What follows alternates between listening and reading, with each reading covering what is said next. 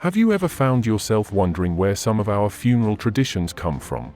The Victorian era, named after Queen Victoria, introduced some of our current funeral traditions as well as a few customs that have fallen out of memory and practice. Some of the following customs will feel familiar while others will surprise you.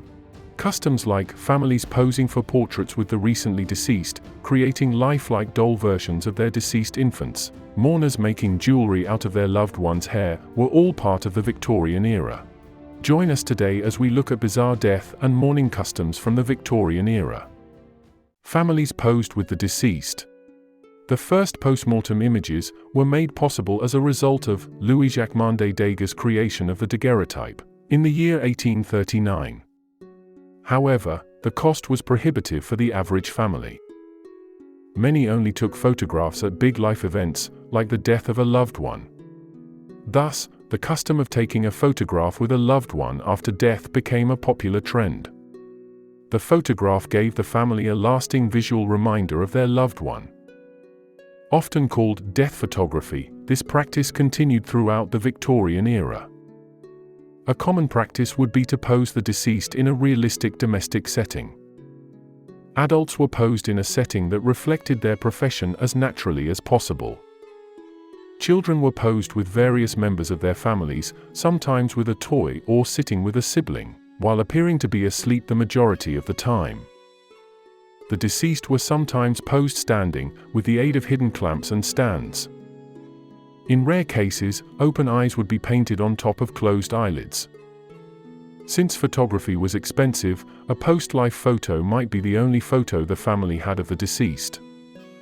Because people during this period died in their homes, rather than hospitals, photographers made house calls to take these pictures. This practice became less common in the 20th century, as death moved into medical facilities and photography became cheaper and more accessible.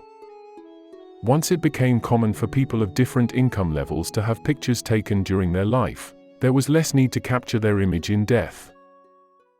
Mourners made jewelry out of their loved one's hair. In addition to a photograph, some families also created mementos using a loved one's hair. Memento mori, meaning remember that you have to die, were personal mementos and symbols of the deceased such as masks, paintings, sculptures, and jewelry meant to remind the mourner of the deceased and of their own mortality.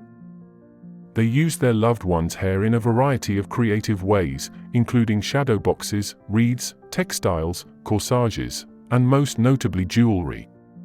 During the period of intense sorrow, a lady was not permitted to wear any jewelry except from jet black gemstones, but after the mourning period was over, they frequently wore a piece of jewelry as a reminder.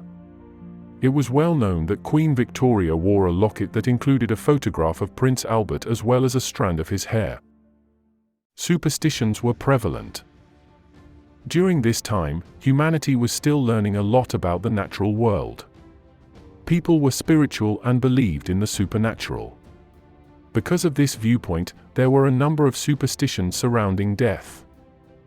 Victorians carried the deceased out of the home feet first, so they couldn't look back and call someone else to follow them. Curtains were closed and mirrors covered until after the funeral so that the deceased's image wouldn't get trapped in a mirror. It was thought that you might be next to die if you saw yourself in a mirror at a house where someone had recently died.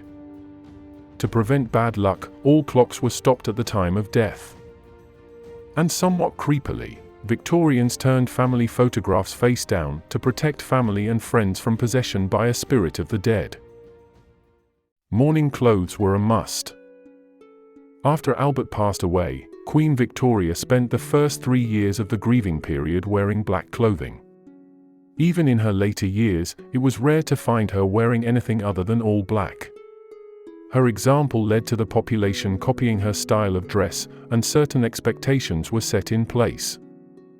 People believed that wearing mourning garments was an outward manifestation of the emotions that were going on inside of them. Women were subject to particularly gender-specific norms in society. In deep mourning, women's clothing was deep black and non-reflective, often trimmed in black crepe, and worn with minimal or no jewelry. In addition to this, it was customary for widows to cover their faces with a black silk, weeping veil, or widow's cap. After a certain amount of time had passed, a woman would transition into half mourning, which allowed her to wear colors like gray and lavender while restricting the amount of jewelry she wore. For men, fashion was a lot simpler. They simply wore dark suits with black gloves, hatbands, and cravats. Those were the only accessories they wore. Children were not required to wear mourning attire, and only servants of wealthy families were required to do so. Families started saving for funerals while their relatives were still alive and healthy. The Victorians had no illusions about death.